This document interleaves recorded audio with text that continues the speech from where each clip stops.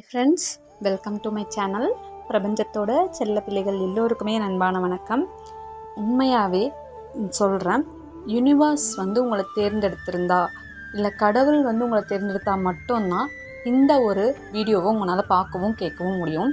ஏன்னா அப்படிப்பட்ட ஒரு பவர்ஃபுல்லான வீடியோ, ஒரு பாசிட்டிவான தாட்டுக்கு இவ்வளோ பவர் இருக்கா அப்படிங்கிறத உணர்த்தக்கூடிய வகையில் இந்த வீடியோ இருக்கும். வீடியோவை கடைசி வரைக்கும் பாருங்கள். உண்மையாலுமே யூனிவர்ஸ் உங்களை சூஸ் பண்ணியிருக்காங்க அப்படிங்கிறத நீங்கள் உணர்வீங்க. இந்த நிமிஷத்துலேருந்து உங்கள் வாழ்க்கை மாறும். ஒரு சிறிய எண்ணம் உங்கள் வாழ்க்கையில் மரணத்தை கூட தள்ளி போட முடியும். அப்படின்னா நீங்கள் ஆசைப்படுறதை அடைய முடியாதா அப்படிங்கிற ஒரு எண்ணத்தை ஈஸியாக உங்களுக்குள்ளே கொண்டு வரக்கூடிய ஒரு அற்புதமான பதிவாக இது இருக்கும். ஸோ வீடியோ கடைசி வரைக்கும் பாருங்கள். இது வரைக்கும் நம்ம சேனல் சப்ஸ்கிரைப் பண்ணாதவங்க சப்ஸ்கிரைப் பண்ணிக்கோங்க. பக்கத்தில் இருக்க பெல் ஐக்கான் கிளிக் பண்ணிக்கோங்க. இப்போ நான் போகிற எல்லா வீடியோஸும் உங்களுக்கு நோட்டிஃபிகேஷனில் வரும். நம்ம சேனல் சார்பாக நான் பர்சனல் ஃபோன் கவுன்சிலிங்கும் ஒர்க் ஷாப்ஸும் கண்டக்ட் பண்ணிட்டுருக்கேன். அது கூடவே விரும்பும் நபரை அட்ராக்ட் பண்ணுறதுக்கான லவ் மந்த்ரா ஸ்பெசிஃபிக் பர்சனோட பேரை வச்சு க்ரியேட் பண்ணி கொடுத்துட்ருக்கேன். நவம்பர் 10 பவர்ஃபுல்லான உல்ஃப் மேஜிக் சுவிட்சோட வச்சு உல்ஃப் ஸ்பிரிட்டோட எனர்ஜியை வச்சு உங்கள் ஆசைகளை ரொம்ப விரைவில் அடையிறதுக்கான பவர்ஃபுல்லான ஒர்க் ஷாப்பும் நம்ம கண்டக்ட் போகிறோம். ஸோ அது பற்றின டீட்டெயில்ஸ் வேணும் அப்படின்னா எனக்கு வாட்ஸ்அப்பில் காண்டாக்ட் பண்ணுங்கள், நான் டீட்டெயில்ஸ் ஷேர் பண்ணுறேன். அதாவது பார்த்திங்கன்னா, நம்ம எண்ணங்கள் தான் நம்ம வாழ்க்கை. அதனால தான் நம்ம எண்ணம் போல் வாழ்க்கை அப்படின்னு சொல்கிறோம். அந்த எண்ணங்கள் சுயநலம் இல்லாமல் ஒரு அற்புதமான நோக்கத்தை நோக்கி இருக்குது அப்படின்னா கண்டிப்பாக அந்த எண்ணம் நம்ம வாழ்க்கையவே மாற்றும். ஸோ நம்ம நமக்காக மட்டும் திங்க் பண்ணாமல் நம்ம ஆசை நிறைவேறினா அது மூலமாக நிறைய பேர் நல்லா இருக்கணும்னு நீங்கள் நினச்சிட்டிங்கன்னா போதும், கண்டிப்பாக உங்கள் ஆசை நிறைவேறும். அதை இந்த ஒரு கதை உங்களுக்கு மூலமாக நான் சொல்கிறேன். அதாவது பார்த்திங்கன்னா, ஒருத்தர் ஒரு ஊர்லேயே ரொம்ப ஃபேமஸான ஒரு ஜோசியர்கிட்ட போகிறாரு. அந்த ஊர்லேயே அவர் தான் ரொம்ப ரொம்ப ரொம்ப ஃபேமஸ்ஸு. அவர் சொன்னால் அது அப்படியே நடக்கும். அவர் கணிக்கிறாரு அப்படின்னா அது 100% கரெக்டாக இருக்கும். அதாவது வருங்காலத்தையும் கணிக்கக்கூடிய பவர் அவருக்கு இருக்குது. ஸோ ஒரு பர்சன் அவர்கிட்ட போய் ஜாதகத்தை கொடுக்குறாங்க. அந்த ஜாதகத்தை பார்த்த உடனே ஜோஷியர் எனக்கு ரொம்ப முக்கியமான வேலை இருக்குப்பா, நீ நாளைக்கு வா, காலையில் வாங்கிக்கோ, நான் நாளைக்கு உனக்கு சொல்கிறேன், நான் கணிச்சு வைக்கிறேன்னு சொல்கிறாரு.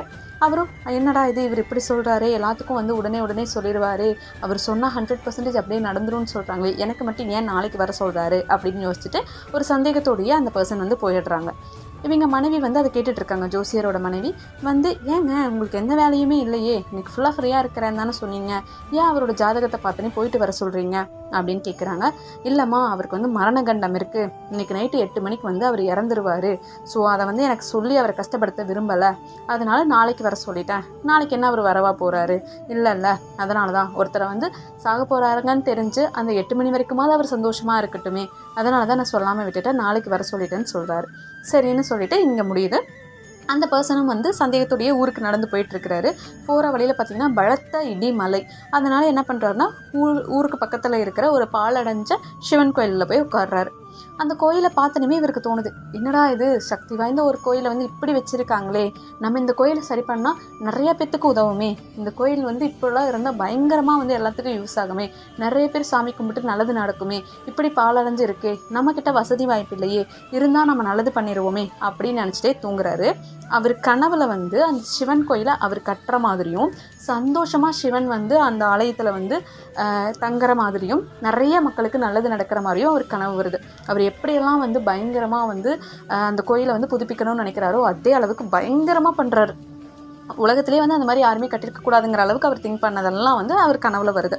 சடனாக கண்ணு முழிக்கிறாரு. பார்த்தா அவரோட தலைக்கு மேலே ஒரு மிகப்பெரிய கருநாகம் படம் எடுத்துகிட்ருக்கு. அதை பார்த்தோன்னே பயங்கரமாக பயந்துட்டு அவர் வேகமாக வெளியில் வராரு அந்த கோயிலை விட்டு. வந்த உடனே அந்த கோயில் இடிஞ்சு விழுகுது. அவருக்குன்னா பயம், என்னடா இது இப்படியெல்லாம் நடக்குதே அப்படின்னு சொல்லிட்டு. ஸோ காலையிலையும் ஆயிடுது. வேகமாக அந்த ஜோசியரை பார்க்க போகிறாரு. ஜோசியரே, இந்த மாதிரி ஆயிடுச்சு எனக்கு அப்படின்னு சொல்கிறாரு. அவரை பார்த்தோன்னே ஜோசியருக்கு பயங்கர ஷாக்கு. என்னப்பா சொல்கிற, நீ வந்திருக்கியா, உண்மையாலுமே நீ தான் வந்திருக்கேன்னு கேட்குறாரு. ஏன் இப்படி கேட்குறீங்க அப்படின்னு கேட்டனையும், நேற்று நைட்டு 8 மணிக்கு ஏதாவது விசித்திரமாக உனக்கு நடந்ததா அப்படின்னு கேட்குறாரு. ஆமாம், இந்த மாதிரி நான் ஒரு சிவன் கோயிலில் போய் இருந்தேன். அந்த கோயிலில் ஒரு கருநாகம் படம் எடுத்து வந்தது. அந்த கோயிலை விட்டு நான் வெளியில் வந்தனுமே அந்த கோயில் இடிஞ்சு விழுந்துருச்சு அப்படின்னு சொல்கிறாங்க. ஓகே, இடிஞ்சு விழுந்துருச்சு, உனக்கு ஒன்றும் ஆகலையான்னு கேட்குறாரு. இல்லை, எனக்கு எதுவும் ஆகலை அப்படின்னு சொல்கிறாங்க. உடனே இவர் என்ன பண்ணுறாருன்னா உள்ளே போய் அவருடைய ஓலைச்சுவடிகள்லாம் எடுக்கிறாரு. பழைய பஞ்சாங்கத்தெல்லாம் எடுத்து அவர் கணக்கு போடுறாரு. அப்படி பார்த்தாலுமே இவருக்கு நேற்று நைட்டு 8 மணியோட ஆயுசு முடியுது அப்படின்னு இருக்குது.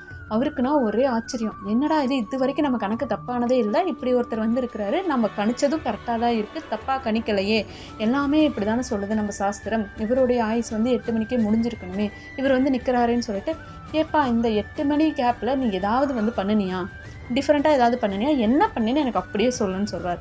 இவரும் நடந்ததெல்லாம் சொல்கிறாரு. நான் அந்த சிவன் கோயிலை பார்த்தனையும் எங்கிட்ட மட்டும் காசு பணம் இருந்தால் இந்த கோயிலை வந்து நல்லா கட்டியிருப்பேனே, எல்லா மக்களும் நல்லா இருந்திருப்பாங்களே, அந்த புண்ணியம் எனக்கு கிடச்சிருக்குமே அப்படின்னு நினச்சேன் அப்படின்னு சொல்கிறாங்க.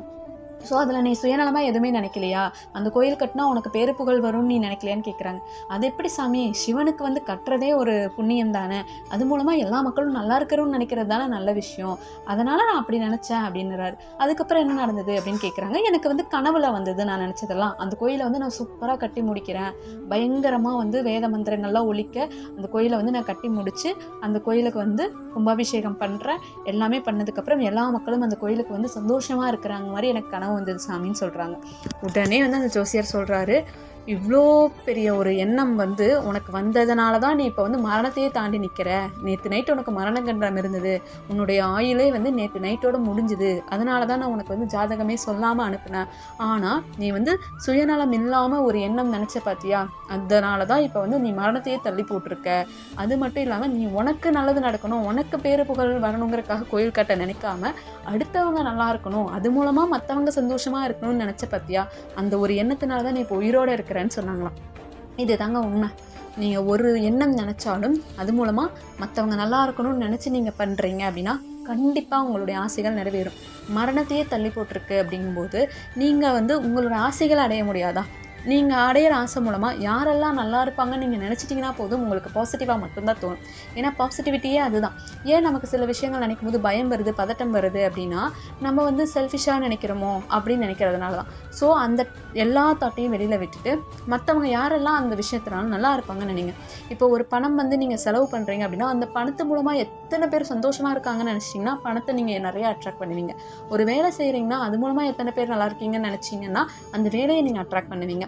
நீங்களும் நீங்கள் விரும்புகிற பர்சனும் கல்யாணம் பண்ணுறது மூலமாக உங்கள் 2 குடும்பமும் நல்லா இருக்குது, அது மூலமாக நீங்கள் நிறைய அன்பை எல்லாருக்குமே கொடுக்குறீங்க, நீங்களும் உங்கள் அன்பான பர்சன்ஸ் இது எல்லாருக்குமே ஹெல்ப் பண்ணுறீங்கன்னு நீங்கள் நினைக்கும் போது அந்த விரும்பிய அன்பை அடைய முடியும்.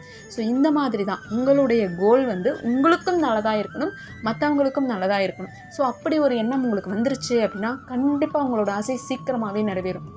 நீங்கள் அடையிற நினைக்கிறத குயிக்காக உங்களால் அடைய முடியும். அந்த வைப்ரேஷன் தான். ஸோ ஒரு எண்ணம் எண்ணினதுக்கே அவங்க வந்து மரணத்தை தள்ளி போட்டிருக்காங்க அப்படின்னா நம்ம பாசிட்டிவாக மட்டுமே நினச்சிட்டே இருந்தால் நம்ம வாழ்க்கை ஃபுல்லாக நல்லாயிருக்கும் இல்லையா, நம்ம கூட இருக்கிற எல்லாருமே நல்லா இருப்பாங்க இல்லையா.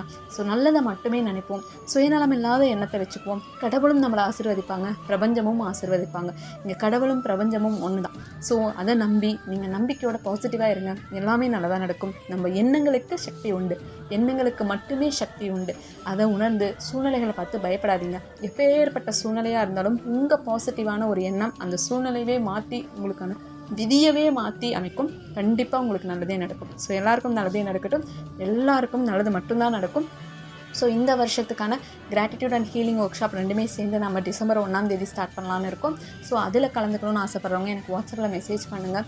அது மட்டும் இல்லாமல் பவர்ஃபுல்லான உல்ஃப் மேஜிக் ஒர்க் ஷாப் வந்து நம்ம 7 days கண்டக்ட் பண்ணுறோம். அந்த 7 daysமே பார்த்திங்கன்னா பவர்ஃபுல்லான டாஸ்க் இருக்கும். எத்தனை வருஷம் நீங்கள் மேனிஃபெஸ்ட் பண்ணிட்டு இருந்தாலும் சரி, உங்களோட எனர்ஜியை ஹை லெவலுக்கு கொண்டு போய் உங்களுக்கு ஃபேவரபுளான சுச்சுவேஷன்ஸை உங்களால் க்ரியேட் பண்ணிக்க முடியும். ஈஸியாக உங்களுக்கான கோலை அடைய முடியும். நான் எங்கேயுமே இன்ஸ்டன்ட் அப்படிங்கிற வேர்டை யூஸ் பண்ண மாட்டேன். குயிக் மேனிஃபெஸ்டேஷன் அப்படிங்கிறத நம்ம யூஸ் பண்ணிக்கலாம். ஏன்னா நம்மளோட ஹீலிங், நம்மளுடைய பவரை உணர்றது ரொம்ப ரொம்ப ரொம்ப முக்கியம். அதை அந்த ஒர்க் ஷாப்பில் உங்களால் உணர முடியும். ஸோ இதெல்லாம் வேணும் அப்படின்னா எனக்கு வாட்ஸ்அப்பில் காண்டாக்ட் பண்ணுங்கள். எல்லாருக்கும் நல்லதே நடக்கட்டும். Thank you so much everyone. Peaceful night tears.